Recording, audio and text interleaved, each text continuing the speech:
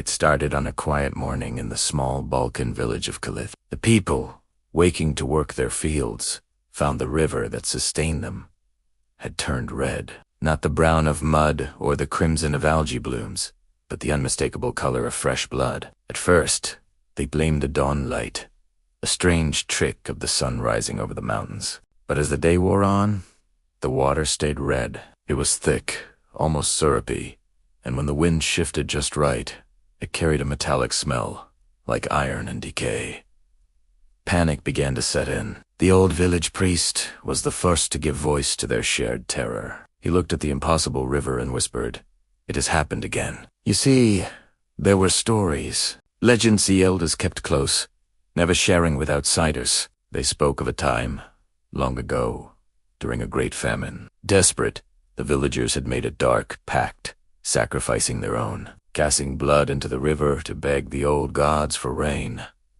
The water had turned red then, too, and the rain came. Ever since, the river was said to remember. The legend claimed that whenever a villager committed a great and terrible sin, the river would turn to blood once more as a warning. Of course, the local authorities dismissed this as superstitious folklore. They arrived, took water samples, and called in scientists from the capital. Soon, news crews and their cameras appeared, and drones buzzed over the valley like mechanical insects. All the while, the villagers of Kalyth stayed inside their homes.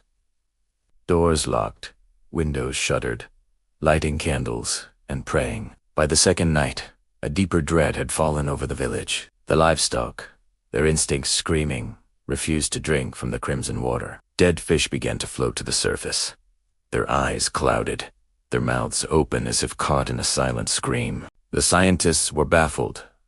They tested for everything. There was no trace of algae, no industrial chemical runoff, no waste from a hidden mine.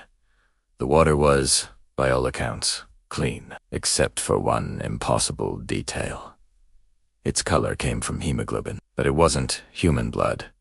It wasn't from any known animal, either. The molecular structure was something else entirely. News outlets around the world picked up the story. The river of blood.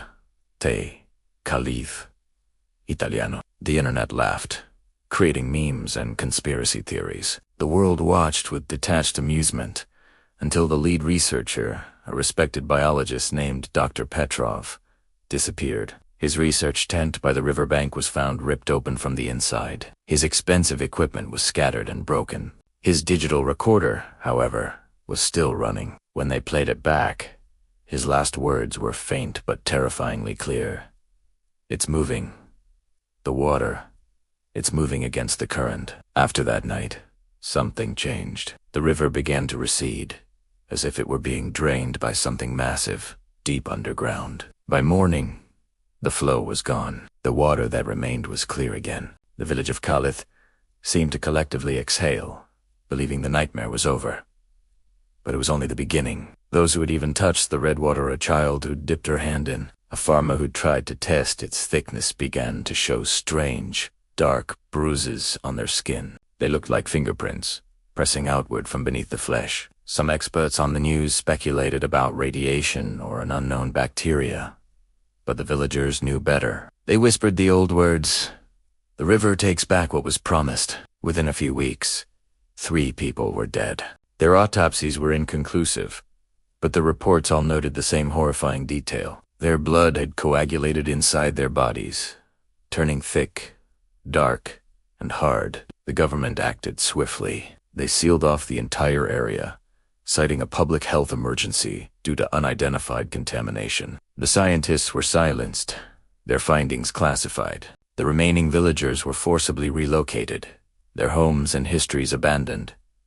Kalyth was erased from modern maps, but if you look at satellite images of that remote valley, you can still see it, a faint red scar snaking through the land, a line that only becomes visible when the sun sets at a very specific angle. And there's one more thing. If you listen to the raw, enhanced audio from Dr. Petrov's recorder, just before the static takes over, you can hear the sound of rushing water. And then a voice, a whisper, low and wet, that seems to come from the water itself. It says, "You called me once. Why do you run now? They say no one has set foot in the deserted village of Kalyth since. But the people in the neighboring towns swear that every decade, on the same date, the river turns red again just for a single night. When it does, dogs for miles around howl without stopping, lights flicker and die, and the air fills once more with the smell of rust and old blood. Maybe it wasn't a curse, after all. Maybe it was a promise. A promise that is still being kept. Thanks for watching. If you enjoy stories that explore the dark corners of our world, don't forget to like this video and subscribe for more. Stay curious and stay safe.